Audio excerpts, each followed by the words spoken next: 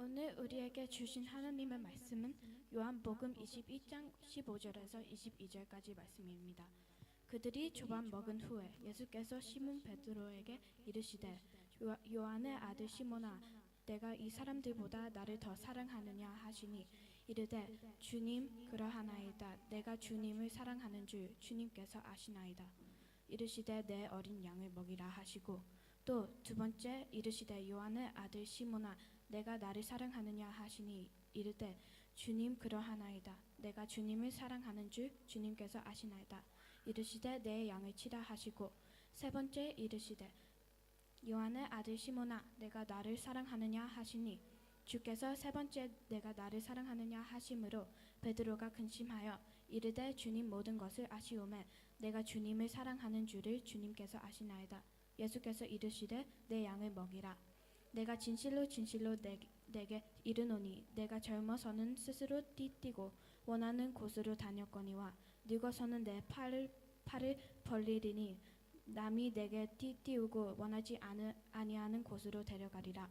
이 말씀을 하심은 베드로가 어떠한 죽음으로 하나님께 영광을 돌릴 것을 가리키심이더라.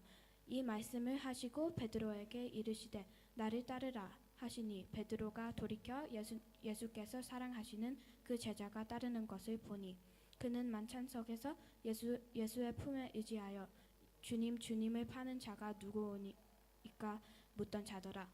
이에 베드로가 그를 보고 예수께 여짜오되 주님 이 사람은 어떻게 되겠사옵니까? 나이까 예수께서 이르시되 내가 올 때까지 그를 머물게 하고자 할지라도 내게 무슨 상관이냐 너는 나를 따르라 하시더라. 아멘. Today's scripture reading comes from John 21 verse 15 to 22. Please follow along as I read God's word. When they had finished eating, Jesus said to Simon Peter, Simon, son of John, do you love me more than these? Yes, Lord, he said. You know that I love you. Jesus said, feed my lambs. Again, Jesus said, Simon, son of John, do you love me? He answered, Yes, Lord, you know that I love you. Jesus said, take care of my sheep.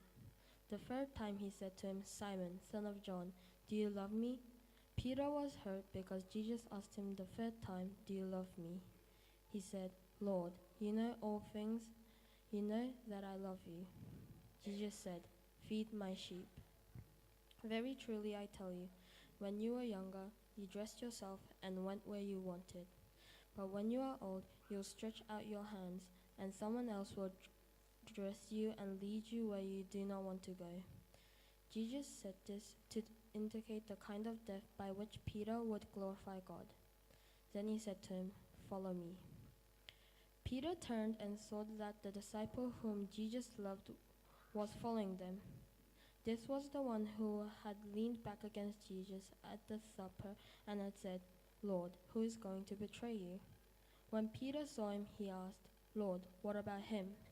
Jesus answered, if I want him to remain alive until I return, what is that to you? You must follow me. Thank you.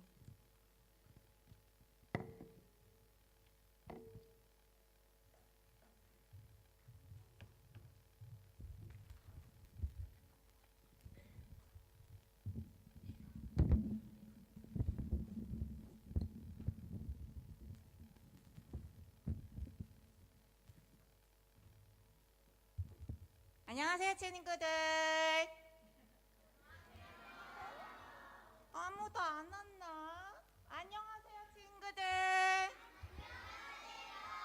네, 안녕하세요. 저는 베드로예요. 나는 베드로예요. 나는 원래 물고기를 잡는 어부랍니다. 그런데 사실 나는 예수님을 열심히 따라다니는 제자였어요. 나는 내가 예수님을 지킨다 이렇게 말하면서 아주 씩씩하게 그리고 누구보다 용감하게 예수님을 따르는 제자 베드로였답니다.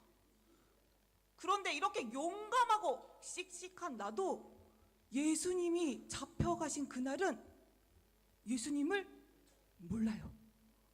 나 몰라요. 예수님 몰라요. 이렇게 3번이나 거짓말을 했어요. 내가 예수님을 모른다고 하다니 정말 정말 정말 사랑하는 예수님이었는데 나는 예수님의 제자가 될 자격이 없어요.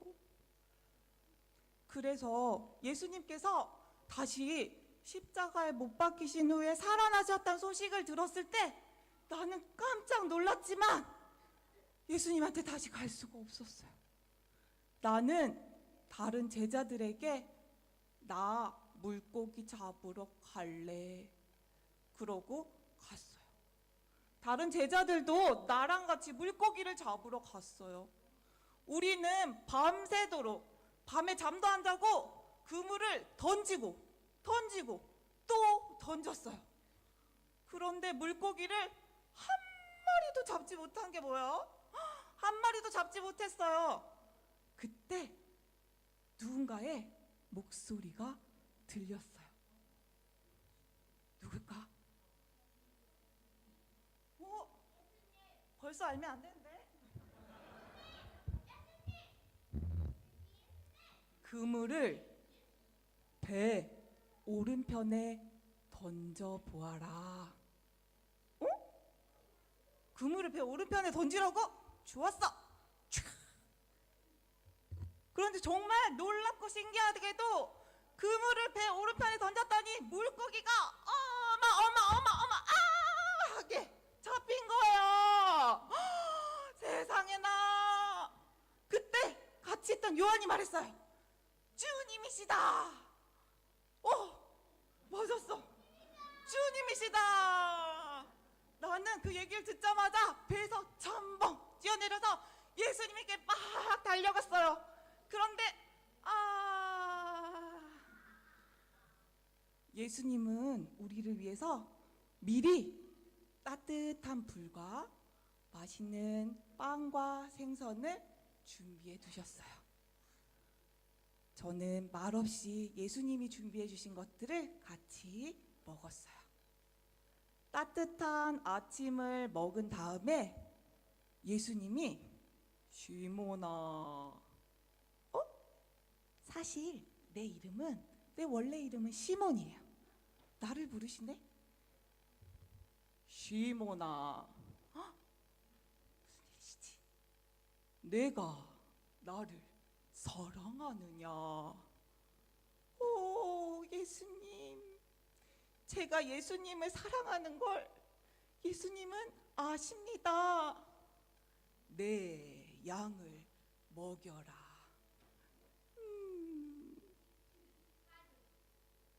시몬아, 또 왜 부르시지? 네? 네가 나를 사랑하느냐? 네, 주님. 제가 주님을 사랑하는 것을 주님이 아십니다. 내 양을 돌보거라.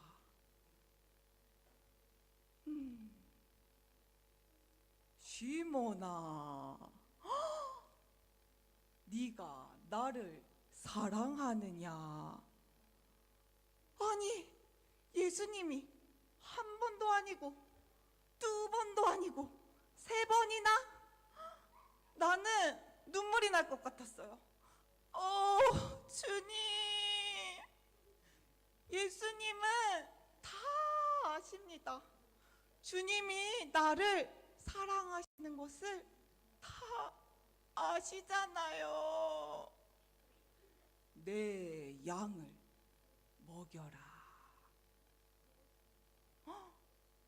네, 예수님, 우리 친구들, 예수님이 나에게 똑같이 내가 나를 사랑하느냐라고 질문하셨어요. 그리고 나서는 뭐라고 하셨죠? 예수님의 양을 돌보라고 하셨어요. 예수님의 양은 누굴까? 진짜 동물 양일까? 아니에요. 우리 주변에 보세요. 옆에 누가 있어요? 양이 있어. 맞아. 너희 눈에 양으로 보이네. 좋아요. 할렐루야. 네, 양으로 보이죠? 우리 옆에 있는 친구도 예수님께서 말씀하신 양, 우리 뒤에 있는 엄마 아빠도 다른 어른들도 모두 예수님께서 말씀하신 양이에요. 우리 지금 보이는 이 사람들을 예수님께서 잘 돌보고 잘 사랑해 주라고 나에게 말씀하신 거예요. 나에게 이 사람들을 잘 돌봐주라고 예수님이 말씀하실 때, 그때 그 전에 예수님이 나에게 질문하신 것은 딱 하나예요. 무엇이었죠? 무슨 질문했어요? 네, 맞아요. 네가 나를 사랑하느냐. 예수님은 우리 친구들에게 공부 잘해? 돈 많아? 너희 비싼 차 있어? 운동 잘해? 이런 거 물어보지 않으셨어요. 예수님께서 우리에게 원하시는 건 단 하나, 나를 사랑하느냐 였어요. 예수님을 사랑한다는 내 마음을 보시고 예수님은 내가 실수하고 내가 잘못했던 것을 용서해 주시고 그리고 다시 나를 예수님의 제자로 사용해 주신 거예요. 우리 친구들도 예수님을 사랑하나요? 한 번 더. 예수님을 사랑하나요? 마지막으로 예수님을 사랑하나요? 네, 그럼 다 같이 큰 소리로 따라해 보세요. 예수님 사랑해요. 이 마음 가지고 우리 두 손 모아 함께 기도하겠습니다. 사랑의 하나님, 감사합니다. 우리가 멋진 것, 우리가 잘하는 것, 우리가 무엇을 많이 가진 것을 보시지 않으시고 우리의 마음을 보시는 하나님, 우리 지금 예수님을 너무너무 사랑하는 마음으로 가득 차 있어요. 우리의 마음을 기쁘게 받으시고 우리를 사용해 주세요. 하나님 나라의 멋진 일꾼으로 우리 친구들을 세워주세요. 우리와 함께 하시는 예수님의 이름으로 기도드립니다. 아멘. 자, 이 시간 프랩부터 6학년 친구들은 전도사님을 따라오세요.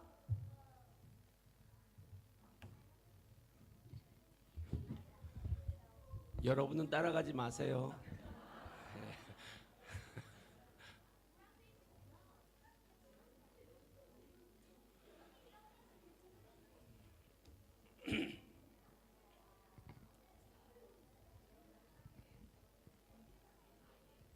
아니요, 나중에 돌아와서요. 예. 나중에 와서 같이 나중에 와서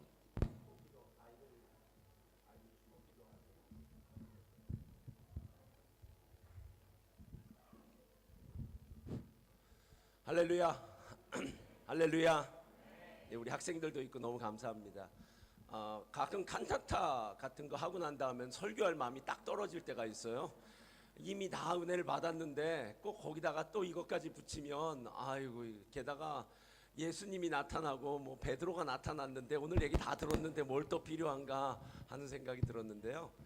그래도 안 하고 나면 좀 서운하니까 그래도 오늘 함께 오늘 은혜의 말씀 듣기를 원합니다. 오늘 말씀의 제목은 이걸로 할까요? 자, 오늘 말씀의 제목은 내가 나를 사랑하느냐. 어쩌면 우리가 살면서 가장 듣고 싶은 이야기이기도 하고요. 또 어쩌면 우리가 가장 누군가에게 해줄 수 있는 사람이 있었으면 좋겠다. 내가 사랑한다라고 해줄 수 있는 사람이 있었으면 좋겠다 할 때 그 마음이 아마 사랑이 아닐까라는 그런 생각이 들었습니다. 제가 보니까 사랑에는 대가라는 게, 희생이라는 게 반드시 필요한 것 같아요. 그러니까 사랑을 이기적으로 내 마음대로 한다면 그것은 사랑이 아닌 것 같아요. 사랑하기 때문에 참는 것이고 또 사랑하기 때문에 희생하는 것이고 사랑하기 때문에 용서하는 것이 아닐까라는 그런 생각이 들었습니다. 제가 가끔 예전에 있었던 글 중에 항상 이렇게 좀 꺼내보는 글 중에 하나가 제자훈련 때 어떤 집사님이 했던 이야기예요. 뭐 제가 얘기도 했던 것 같네요. 그 집사님이 그 당시에 제자훈련할 때 이렇게 썼어요.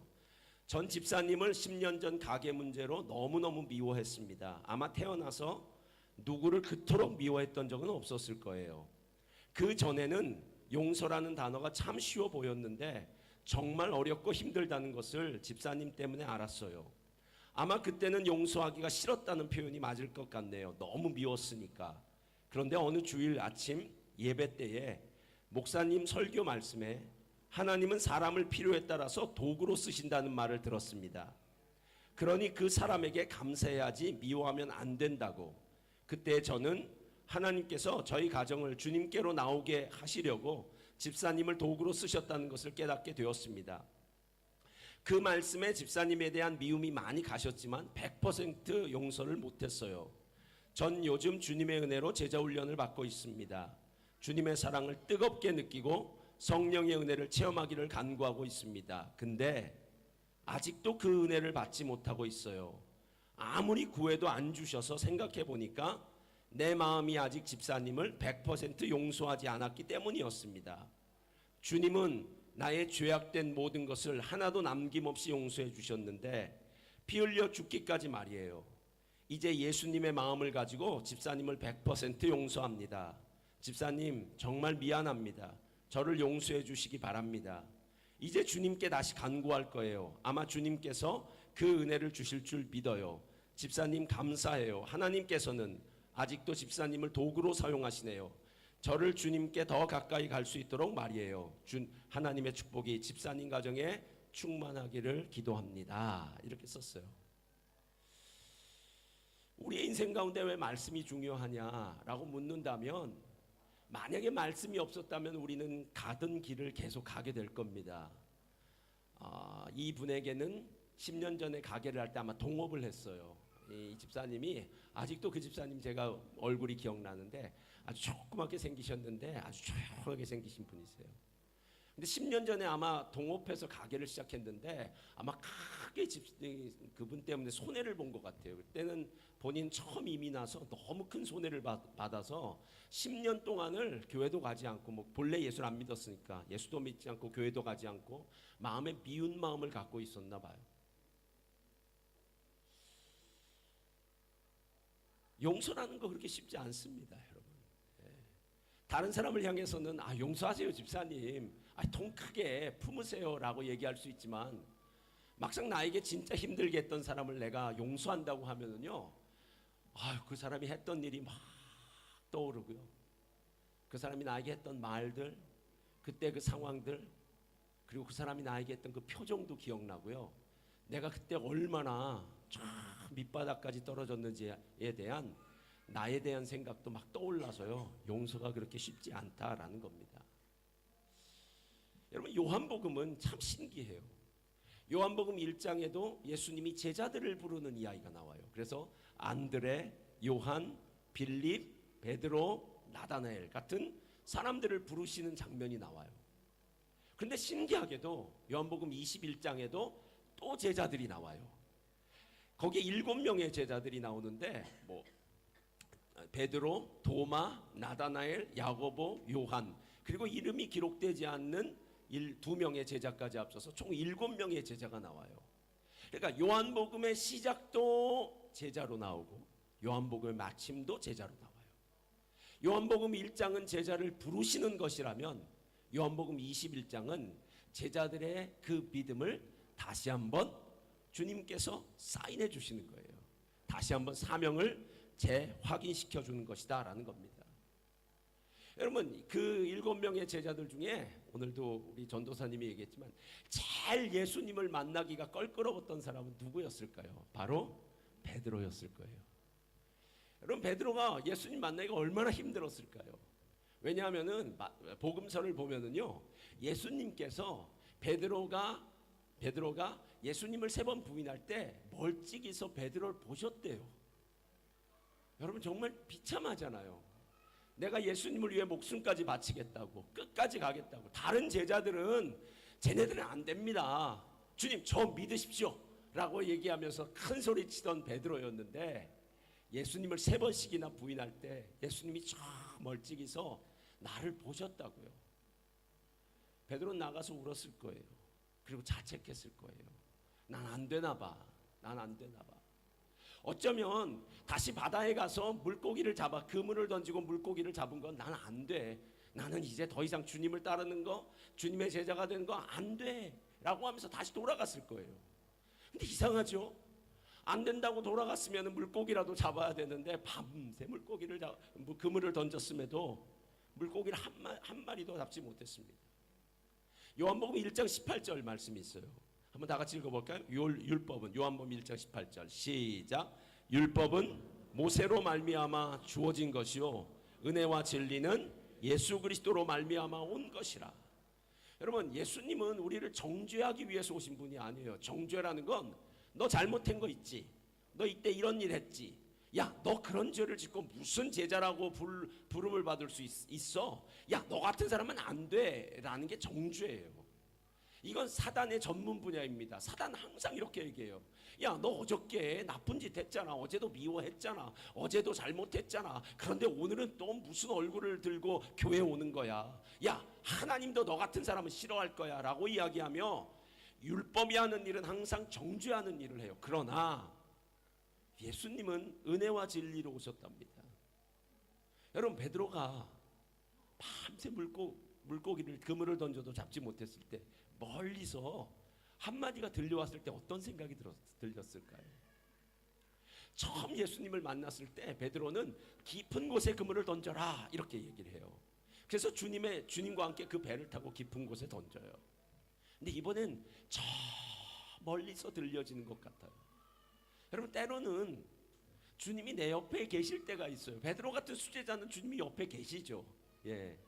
근데 때로는 주님이 멀리 계신 것 같을 때가 있어요. 그래서 내가 주님과는 전혀 상관없는 존재 같아. 난 주님을 배반했어, 난 안 돼 라고 생각하는 멀리 있는 그곳에서 작은 말씀이 들려와요. 오른편에 그물을 던져라. 그리고 여러분이 잘 알듯이 오른편에 그물을 던졌더니 물고기 몇 마리를 잡았을까요? 1, 5, 3. 모나미 불펜 1, 5, 3.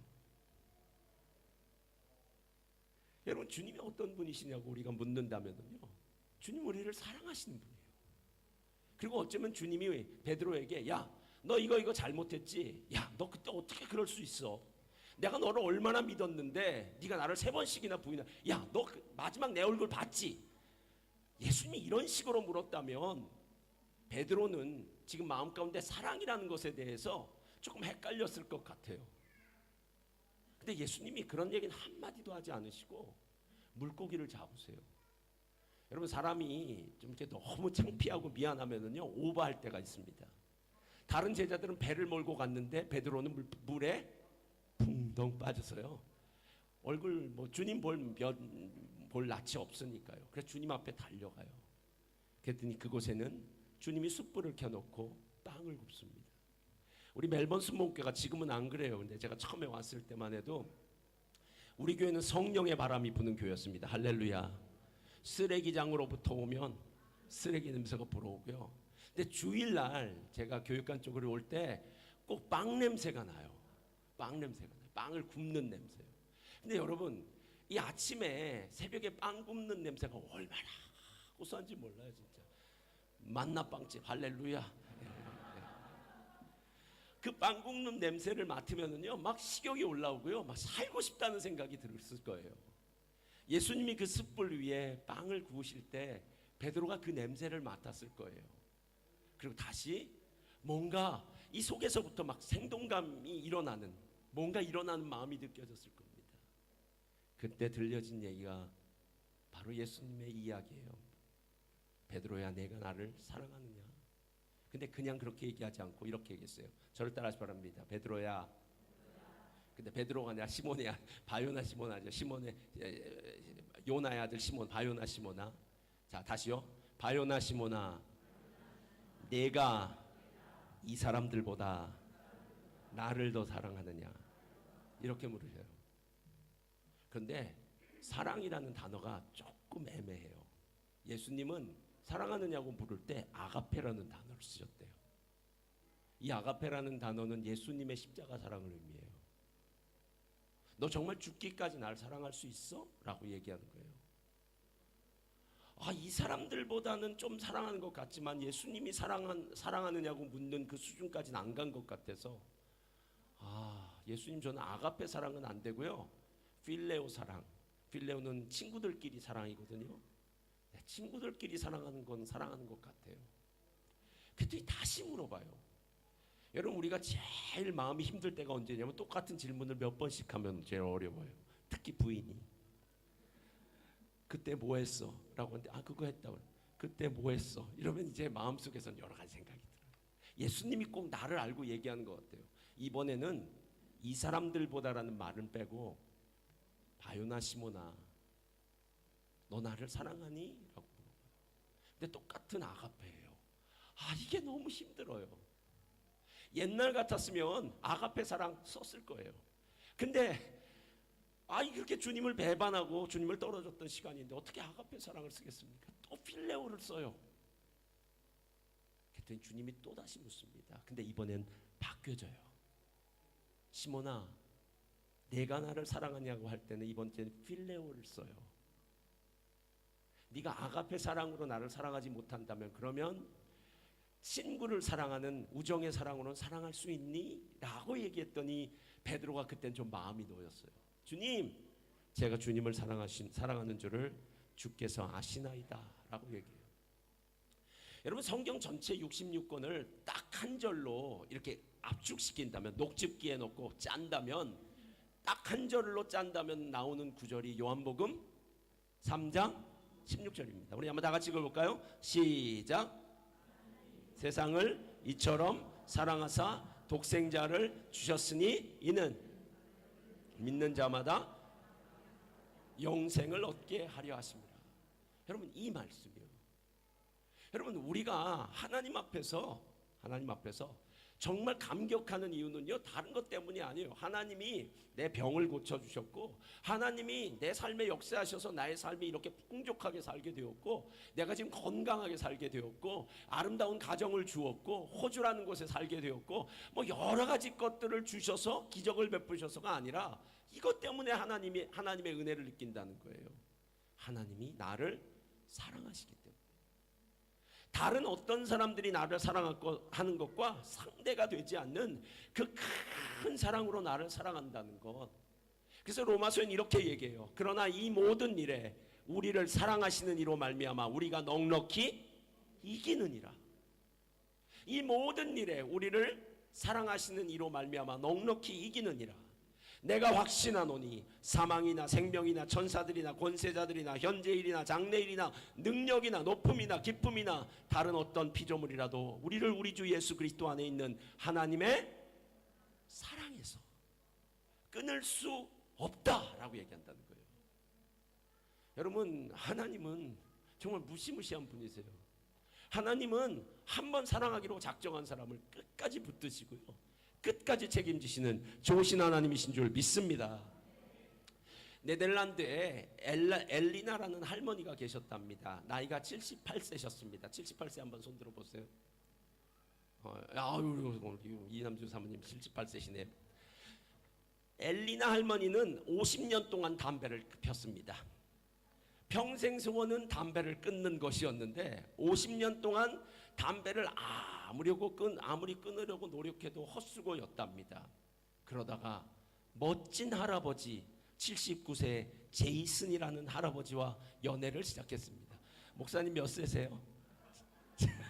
79세 제이슨이라는 할아버지와 연애를 시작했습니다. 그때 할아버지가 이렇게 얘기해요. 엘리나, 나는 당신을 사랑하지만 한 가지 때문에 못하겠습니다. 당신이 너무 심하게 담배를 피워서 폐가 약한 내가 당신과 함께 살 수는 없을 것 같아요. 이렇게 얘기했대요. 그러자 50년 동안 담배를 끊지 못했던 엘리나 할머니는 한순간에 담배를 끊었다고 합니다. 절 따라하세요. 의지의 힘보다, 다시 한번요, 의지의 힘보다 사랑의 힘이 더 위대합니다. 맞나요? 틀리나요? 여러분, 사랑은 누군가를 위해서 내 목숨까지도 내어줄 수 있는 게 사랑이에요. 아무리 의지적으로 내가 목숨을 끊어야지, 아니면 이걸 도와줘야지 해도 안 되는 것도 사랑으로는 다 가능해진다라는 겁니다. 만약에 누군가가 저에게 신앙이 무엇이냐고 묻는다면 저는 오늘 요한복음을 정리하면서 이렇게 말씀드릴 것 같아요. 신앙이란 우리의 죄를 해결하시기 위해 이 땅에 예수 그리스도를 보내주신 하나님의 사랑을 아는 거예요. 다른 거 없습니다, 여러분. 교회는 하나님의 사랑을 아는 거예요. 근데 하나님의 사랑을 안다고 할 때, 자, 옆에 사람 한번 손 한번 살짝 잡아보세요. 손 한번 잡으세요. 이제 내려놓으세요. 잡아보시고요. 따뜻해요? 예. 우리가 따뜻함을 느끼잖아요. 예수님의 따뜻함을 느끼는 거예요. 그게 진짜 느껴져요, 여러분. 우리가 간절한 마음으로 예수님을 찾고 예수님을 바라볼 때 예수님의 그 따뜻함이 나에게 느껴지게 되는 겁니다. 누군가 그렇게 얘기하더라고요. 자녀를 키울 때 저도 참 그걸 많이 못했는데 자녀에게는 스킨십을 잘 해줘야 된다 그러더라고요. 그러니까 부모의 따뜻한 손길이, 그리고 거기에 진심 어린 위로와 격려가 우리 자녀의 인생에 걸음이 되는 것처럼, 그래서 우리 자녀의 인생이 정말 잘 자랄 수 있는 그런 도구가 된다고 하는데, 우린 참 그걸 못했던 것 같아요. 저도 참 못했는데요. 못했던 그런 모습이 있지 않나 하는 그런 생각이 들었습니다. 신약 성경에 딱 2번 나오는 단어가 있어요. 이게 무슨 단어냐면 콜포스라는 단어인데요. 겔포스가 아니라 콜포스입니다. 자, 잊지 마세요. 콜포스라는 단어인데 이 단어가 신약 성경에 딱 2번이 나와요. 언제 나오냐 하면 부자와 거지 나사로가 죽어서 부자는 천국으로 가고 죄송합니다. 갑자기 부자가 천국으로 갔다니까 이상하죠? 예. 부자는 뜨거운 지옥으로 가고 거지 나사로는 천국으로 가게 돼요. 그런데 거지 나사로가 천국에 갔을 때 그때 뭐라고 얘기하냐면, 거지 나사로는 누구의 품에? 아브라함의 품에 안겼다 그래요. 아브라함의 품 할 때 나오는 단어가 콜포스예요. 여러분, 아기라면 여러분 아기를 이렇게 품에 안고 있잖아요.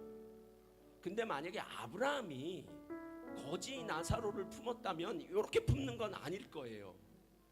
그러나 정말 자기의 모든 것들을 다해서 아주 꽉 껴안아줬을 것 같아요. 콜포스가 그때 나온대요. 그런데 한 번 더 나와요. 요한복음 1장 18절에 나와요. 하나님의 품에 있던 독생자 예수 그리스도, 이렇게 나와요.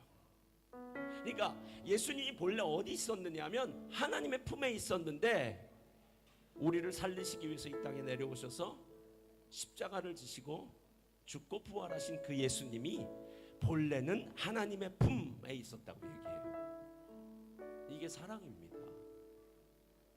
그래서 어쩌면 사랑이 뭐냐고 묻는다면요, 하나님의 품에 안기는 거예요.